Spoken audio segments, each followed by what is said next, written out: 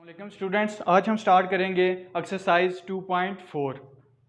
तो इस एक्सरसाइज में हमने सबसे पहले स्टार्ट करना है कि लॉ ऑफ एक्सपोनेंट को समझना है कि कौन से ऐसे लॉज हैं जो इन रियल नंबर्स पर अप्लाई होंगे और हम कैसे एक्सपोनेंट्स को ऐड करेंगे, सब्ट्रैक्ट करेंगे। एक्सपोनेंट आपको पता है कि मैंने आपको प्रीवियस लेक्चर में बताया था कि अगर हमारे पास एक्सप्रेशन है a raise to power n, तो हमारे पास जो n है ये हमारे पास बेस है और ये हमारे पास एक्सपोनेंट है। इसके आप तीन राम देख लें, ये एक्सपोनेंट भी इसको कहते हैं, डिग्री भी कह सकते हैं और नेक्स्ट पावर भी कह सकते हैं।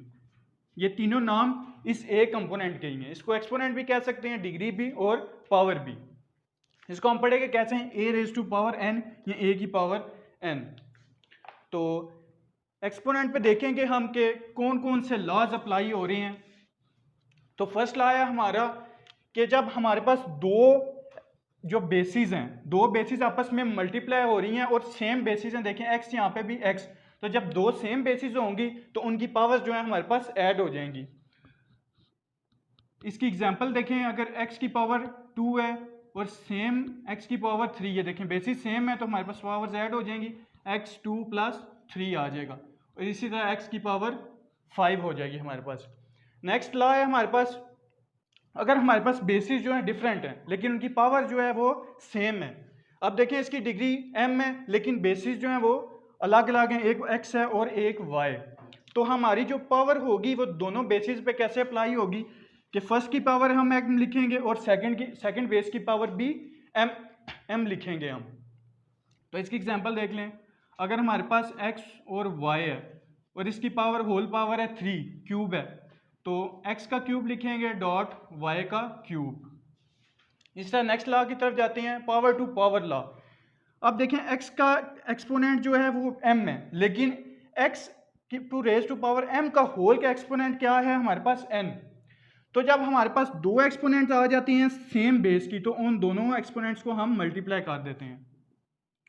अगर x की पावर 2 है और होल पावर क्यूब है तो x की पावर 2 3 से मल्टीप्लाई होकर 6 हो जाएगी। आगे सेकंड लॉ देखें, ये क्वोशंट लॉ है।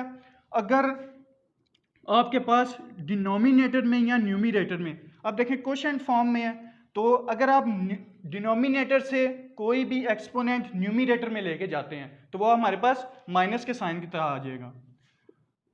एक इसकी एग्जांपल देख लेते हैं, अगर ऊपर एक्स स्क्वायर है हमारे पास और बेसिस सेम है देखें इनकी, और नीचे हमारे पास पावर है एक्स का क्यूब, तो जब हम डिनोमिनेटर से न्यूमरेटर में इसको शिफ्ट करेंगे तो x की पावर 2 डॉट x की पावर -3 हो जाएगी। और इसी तरह जब दोनों को ऐड करेंगे, बेसिस सेम है तो पावर्स ऐड हो जाएंगी, 2 -3 और x की पावर -1 आ जाएगी। जब x की पावर हमारे पास एक्सपोनेंट में जब भी नेगेटिव साइन आएगा तो हम इसको क्वोशंट की फॉर्म में लिख सकते हैं पॉजिटिव 1/x। अगर इधर 2 होता तो हमारे पास x स्क्वायर आ जाता यहाँ पे। नेक्स्ट लॉ देखेंगे, x डिवाइडेड बाय की होल पावर m। ये भी वैसे ही ये बेसिस डिफरेंट है तो पावर जिस तरह ये हमने सेकंड लॉ पढ़ा था, इसमें भी हमने पावर जो है एक्सपोनेंट को दोनों जो बेसिस हैं उन पे अप्लाई किया था। इसी तरह देखें यहाँ पे x की पावर x, y की पावर क्या है होल m, तो यहाँ पे देखें x divided by y, whole की पावर अगर आपके पास स्क्वायर है तो यहाँ पे x स्क्वायर आ जाएगा डिवाइडेड बाय y स्क्वायर। तो यहाँ तक हमारे पास जो सारे लॉज हैं वो डिफाइन हो चुके हैं। नेक्स्ट आगे हम स्टार्ट करते हैं एक्सरसाइज।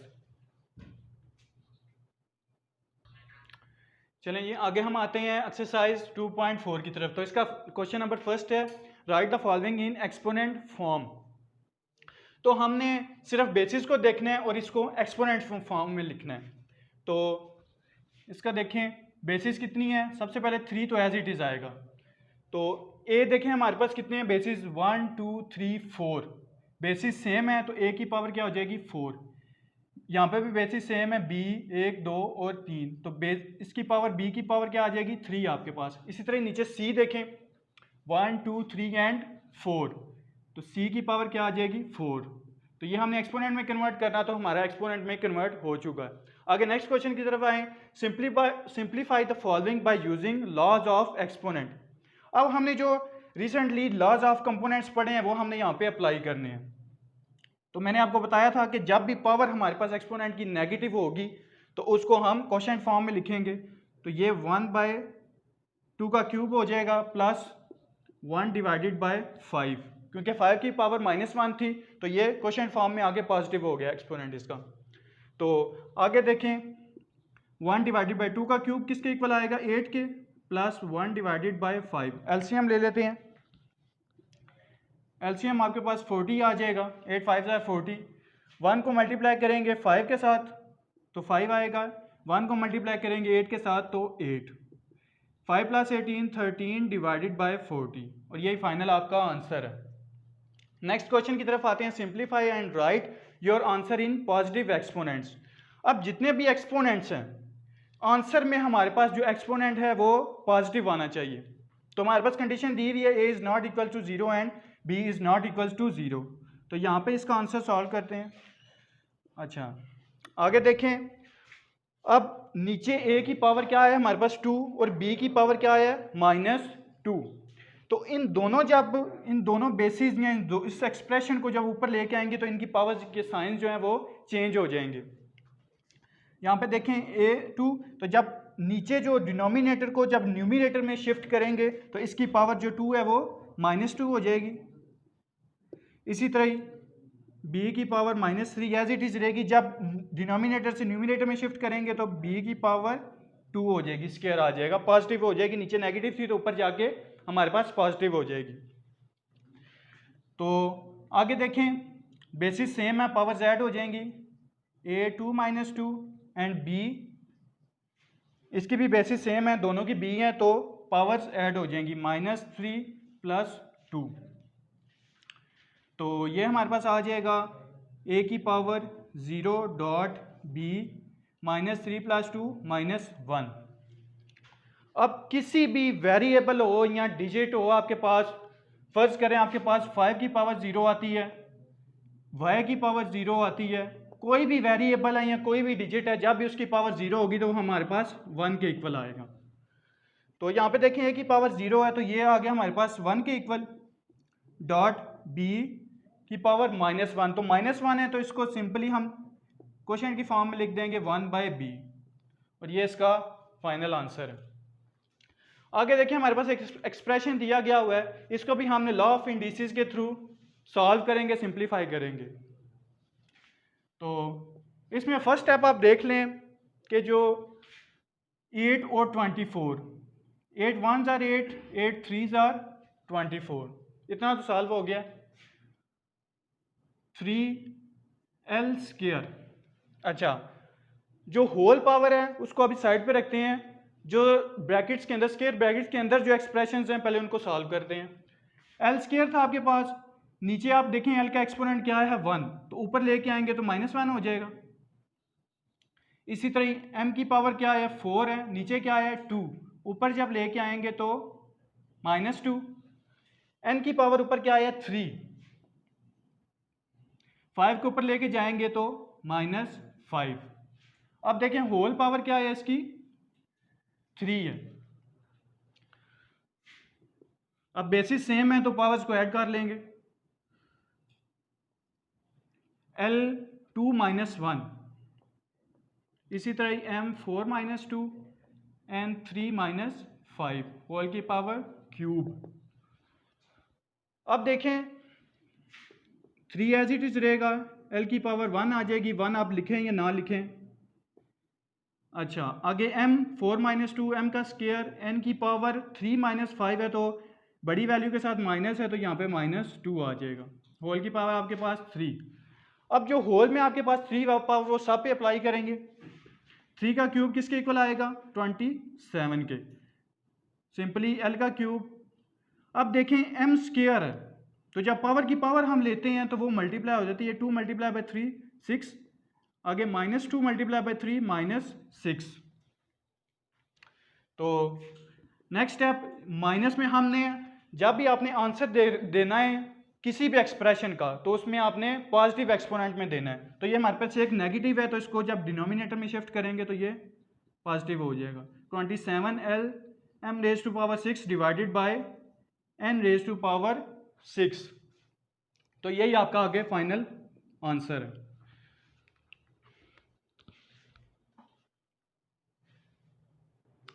चलिए ये अगेन स्टार्ट करते हैं हम क्वेश्चन नंबर 5। तो इसमें हमें पूछा गया compute and state which is larger in each part. हमने बताना है कि 2 की पावर 6 लार्जर है, ग्रेटर है, या 6 टू पावर 2। तो 2 की पावर 6 को हम ऐसे लिख सकते हैं 2 multiply by 2 multiply by 2 multiply 2 multiply by 2 multiply by 2, and 6 की पावर को लिख सकते हैं 6 मल्टीप्लाई बाय 6। तो जब 2 को मल्टीप्लाई करेंगे 6 टाइम तो हमारे पास आएगा 64 आ गया 2 की पावर 6, और 6 की पावर 6 का जब स्केयर लेंगे तो हमारे पास आएगा 36। तो हमने जस्ट ये बताना था कि इनमें से दोनों में से लार्जर पार्ट कौन सा है। तो एक हमारे पास साइन होता है ग्रेटर देन का, एक लेस देन का, एक इक्वल्स टू का। जो टर्म ग्रेटर हो हम ओपन ये जो इसका माउथ है वो उसकी साइड पे करते हैं। अब देखें ग्रेटर क्या है 64, तो हम ऐसे लिख सकते हैं 64 इज ग्रेटर देन 36। तो 64 किसकी पावर ली थी हमने, तो 64 आया 2 रेज टू पावर 6। इसका मतलब 2 raise to power 6 is greater than square of 6। 6 का स्केयर से 2 की पावर 6 जो है वो ग्रेटर है। तो सिंपली यही हमने इसका आंसर बताना था। आगे नेक्स्ट आते हैं क्वेश्चन नंबर 7 की तरफ। इसको भी जस्ट सिंप्लीफाई हमने करना है, और ये एज अ लॉन्ग क्वेश्चन आता है पेपर्स में। अच्छा, हमने एक क्वेश्चन किया है, क्वेश्चन नंबर 6 को स्किप किया है। क्वेश्चन नंबर 6 और जो हमने पहले किया क्वेश्चन नंबर 3 वो दोनों बिल्कुल एक जैसे हैं, दोनों में हमने जस्ट सिंप्लीफाई करना है। तो क्वेश्चन नंबर 6 के भी 2 पार्ट्स हैं, वो आपने कर लेने हैं। क्वेश्चन नंबर 3 के रिलेटेड ही है, वो उसी को ही देख के क्वेश्चन नंबर 3 को, तो आपने क्वेश्चन नंबर 6 भी करना है। अच्छा, आगे आते हैं क्वेश्चन नंबर 7 की तरफ। तो ये क्वेश्चन फॉर्म में है, तो सबसे पहले डिनोमिनेटर को ऊपर न्यूमिनेटर में शिफ्ट करेंगे। तो ए एम डॉट ए की पावर माइनस एन आ जाएगी, एम प्लस एन। इसी तरह ही ए की पावर आर को ऊपर शिफ्ट करेंगे तो ए की पावर माइनस आर आ जाएगी, और एन प्लस आर। अच्छा, अब डिवाइड है यहाँ पे, तो डिवाइड को मल्टीप्लाई में कन्वर्ट करने के लिए हम क्वेश्चन फॉर्म में लिखते हैं। तो इसको क्या लिखेंगे, अगर मल्टीप्लाई लिखना है तो 1 डिवाइडेड बाय 5 इंटू। अच्छा, अब आगे देखें, एक ही स्टेप में हम 2 स्टेप्स को करेंगे। ये देखें ए टू पावर आर है और ए की पावर एम है, बेसिस सेम है तो पावर्स को ऐड कर लेंगे, a are plus m into m minus r. अच्छा, अब देखिए नेक्स्ट स्टेप, बेसिस सेम है पावर ऐड हो जाएंगी, a m minus N into M plus n dot a n minus are into N plus r multiply by 1 divided by 5 dot A.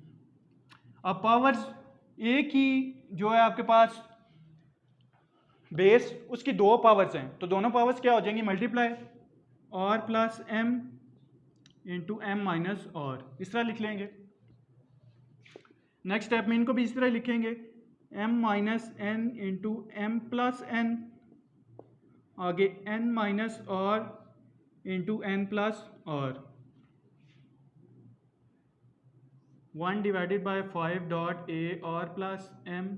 Are plus M को हम M plus are भी लिख सकते हैं, दोनों terms positive हैं, M minus are. अब previous एक लेक्चर में मैंने आपको बताया था कि जब एक सेम टर्म्स एक बार नेगेटिव लिखी जाएं और एक बार पॉजिटिव, अगर a plus b a minus b है तो वो किसके इक्वल आएगा, a square minus b square के। तो सेम इसको भी इसी तरह करेंगे, m का फर्स्ट टर्म का स्केयर माइनस सेकेंड टर्म का स्केयर, आगे फर्स्ट टर्म का स्केयर माइनस सेकेंड टर्म का स्केयर, इसी तरह ये आगे भी चलेगा, ए फर्स्ट टर्म का स्केयर माइनस सेकेंड टर्म का स्केयर। अब ये देखें ए और ए बेसिस सेम है, अगेन पावर्स को ऐड करेंगे। अगर हम इस स्टेप में 1/5 यहाँ पे लिखें और a की जो पावर थी उसको ऊपर शिफ्ट करें तो हमारे पास क्या आ जाएगा, a m square minus r square. Just हमने माइनस यहाँ पे लगा दिया क्योंकि हमने डिनोमिनेटर से न्यूमिनेटर में पावर को शिफ्ट किया है। तो बेसिस सेम है, ये देखें तीनों बेसिस सेम है, a एंड a तीनों बेसिस सेम है, तो तीनों बेसिस की जो पावर्स हैं उनको ऐड कर लेंगे। m square minus n square plus, अब यहाँ पे देखें n square minus r square. अब यहाँ पे माइनस है तो जो माइनस को जब अंदर मल्टीप्लाई करेंगे तो minus m square minus minus plus plus r square, और यहाँ पे सिंपली आगे आ जाएगा 1 डिवाइडेड बाय 5। तो यहाँ पे देखें m square plus m square minus m square cancel, minus n square plus n square cancel, minus r square plus r square cancel. तो a की पावर 0.1 डिवाइडेड बाय 5। अब a की पावर 0 आपको मैंने प्रीवियस क्वेश्चन में भी बताया कि जिसकी भी पावर 0 होगी तो वो हमारे पास 1 के इक्वल आ जाएगा। 1 मल्टीप्लाई बाय 1/5 और आंसर इसका फाइनली क्या आ जाएगा, 1 डिवाइडेड बाय 5। तो ये हमारी एक्सरसाइज थी, एक्सरसाइज 2.4। नेक्स्ट इंशाल्लाह हम स्टार्ट करेंगे एक्सरसाइज 2.5। अल्लाह हाफिज़।